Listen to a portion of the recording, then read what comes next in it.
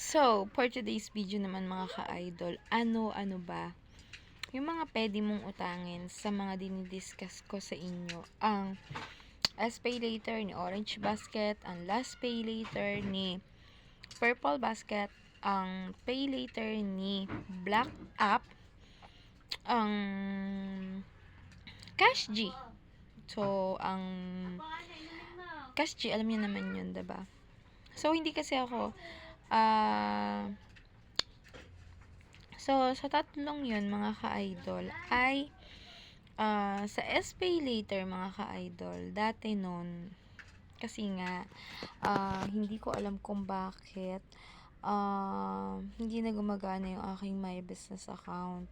Na dati ay nagko-convert ako ng mga SPay Later ng iba-ibang tao. So, ngayon ay hindi na kaya. So, ayun na nga mga ka-idol.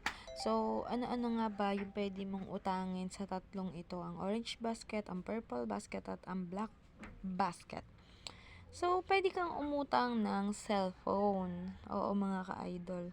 Basta pasok sa iyong credit limit or yung pinautang sa iyo nila ay pwede kang umutang. Syempre, pwede kang umutang ng cellphone, ng washing machine, ng dryer, ng heater, ng rice cooker, ng kahit ano pang gusto mong utangin basta na-reach or kasya doon sa iyong credit limit na binigay sa'yo. So, yung pautang ba nila sa'yo. Kaya, nakakainganyo din naman, diba? Makakasadya ka ng mga gamit sa pamamagitan ng mga utangan na to kasi monthly. So, pag nag-home credit ka, is ganun din naman, 'di ba? Monthly mo rin siya babayaran. So, ang maganda rin dito sa mga utangan na to is kapag good payer ka, napalaki mo ang mga credit mo, is lumalaki rin yung pautang nila sa'yo. Basta wag mo lang akong gagayahin na overdue sa SPay Later, kaya ayun, hindi na niya ako pauutangin muna. So, hindi ko alam kung mapapautang pa tayo ni SPay Later kasi nga, may isa pa akong history din na ikukwento sa inyo kay Purple Basket naman siya. So, dito muna tayo sa Orange Basket para naman maliwanagan ang inyong mga katanungan.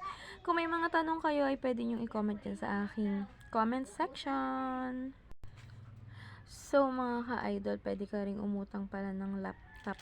Basta kahit ano, pwede mo sa kanilang utangin basta pinauutang nila at kasya nga yung pautang nila sa'yo.